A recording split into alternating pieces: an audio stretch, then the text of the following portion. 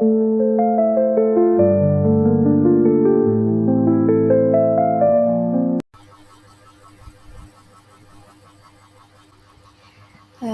Assalamualaikum warahmatullahi wabarakatuh. Perkenalkan, nama saya Tarisa Marsyanda Pratiwi, NIM 2101020004.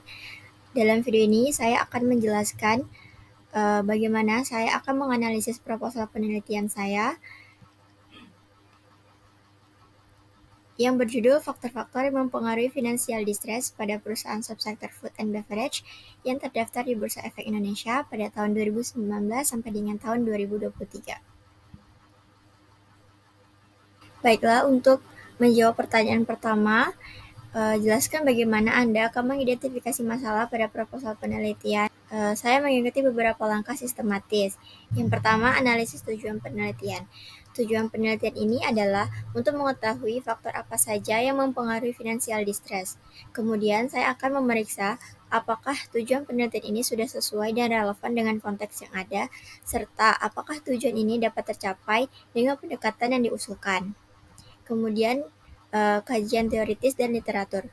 Pada bagian ini akan memastikan apakah teori-teori yang digunakan untuk mengetahui faktor-faktor yang mempengaruhi financial distress sudah sesuai dengan literatur yang ada. Kemudian pertanyaan penelitian dan hipotesis untuk menilai apakah hipotesis yang diajukan sudah cukup relevan dan dapat diuji secara empiris. Dan yang terakhir, menentukan metodologi penelitian yang tepat untuk penelitian ini. Adapun masalah utama dalam penelitian ini adalah fluktuasi yang terjadi pada variabel-variabel independen, yaitu likuiditas, leverage, profitabilitas, operating capacity, arus kas operasi, dan sales growth. Fluktuasi ini dapat mempengaruhi tingkat financial distress pada perusahaan subsektor F&B secara signifikan. Pertanyaan penelitian yang ingin saya jawab adalah bagaimana pengaruh variabel-variabel tersebut terhadap financial distress dan variabel mana yang paling dominan.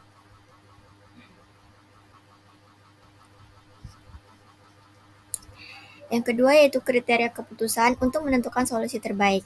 Untuk menentukan solusi terbaik dalam penelitian ini, saya akan menggunakan 3 kriteria utama. Yang pertama itu relevansi, yaitu seberapa relevan solusi tersebut dengan permasalahan yang dihadapi.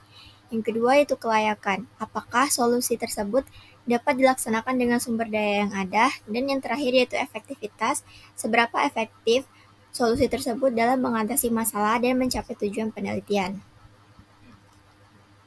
Yang ketiga yaitu alokasi bobot kriteria. Saya akan memberikan bobot pada setiap kriteria, yaitu sebagai berikut. Relevansi sebesar 40%, kelayakan sebesar 30%, dan efektivitas sebesar 30%. Bobot ini didasarkan pada pentingnya masing-masing kriteria dalam konteks penelitian ini.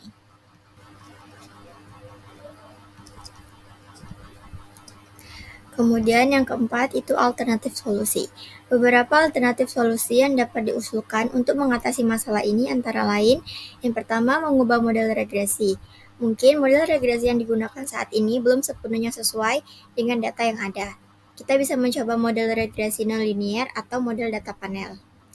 Yang kedua, menambahkan variabel kontrol. Variabel kontrol lain seperti ukuran perusahaan, usia perusahaan, atau kondisi ekonomi makro dapat ditambahkan untuk memperkuat hasil analisis. Dan yang ketiga, menggunakan metode analisis yang berbeda.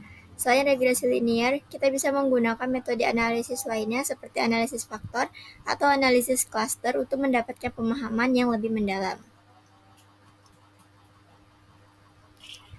Selanjutnya yang kelima yaitu analisis alternatif solusi. Untuk menganalisis alternatif solusi tersebut, saya menggunakan metode analisis multikriteria seperti Analytical Hierarchy Process atau AHP.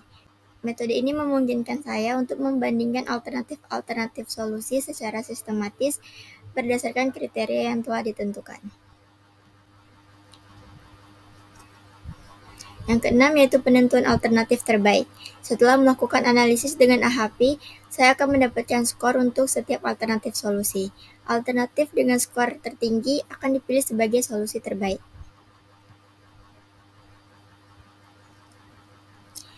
Yang ketujuh yaitu rencana penerapan alternatif. Setelah alternatif terbaik dipilih, langkah selanjutnya adalah merancang penelitian secara lebih detail. Ini termasuk menentukan populasi dan sampel penelitian, mengumpulkan data, serta melakukan analisis data menggunakan software statistik seperti FUS. Kemudian yang kedelapan yaitu evaluasi efektivitas keputusan. Untuk mengevaluasi efektivitas keputusan yang telah diambil, saya akan melakukan beberapa hal berikut. Yang pertama, membandingkan hasil penelitian dengan penelitian sebelumnya. Hal ini untuk melihat apakah hasil penelitian saya konsisten dengan temuan-temuan penelitian lain. Yang kedua, menguji signifikansi statistik. Saya akan menguji signifikansi statistik dari koefisien regresi untuk melihat apakah variabel independen berpengaruh signifikan terhadap variabel dependen. Kemudian menganalisis implikasi praktis. Saya akan menganalisis implikasi praktis dari hasil penelitian bagi perusahaan subsektor F&B dan pemangku kepentingan lainnya.